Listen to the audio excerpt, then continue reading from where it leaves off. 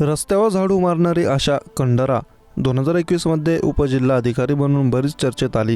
राजस्थान प्रशासकीय सेवा परीक्षा RAS 2018च्या परीक्षेत उत्तीर्ण झाल्याबद्दल तिचं खूप कौतुक झालं. पण यावेळी ती ज्या कारणामुळे चर्चेत आली ते अतिशय वेगळं आहे. सध्या जयपूरमध्ये तैनात असलेल्या आशा खंडारा यांना 12 जूनच्या रात्री राजस्थानच्या लाचलुचपत प्रतिबंधक विभागाने 1,75,000 रुपयांची लाच घेताना पकडलं. ती सफाई कामगारांच्या भरतीसाठी लोकांकडून पैसे घेत असल्याची माहिती SBIला मिळाली होती.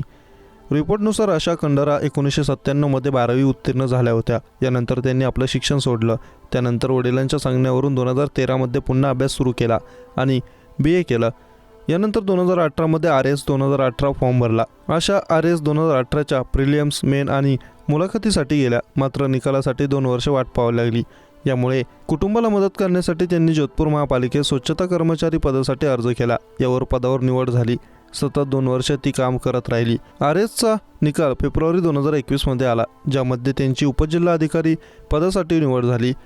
आशा खंडारा यांनी राजस्थान प्रशासकीय सेवेत 728वा क्रमांक पटकावला होता.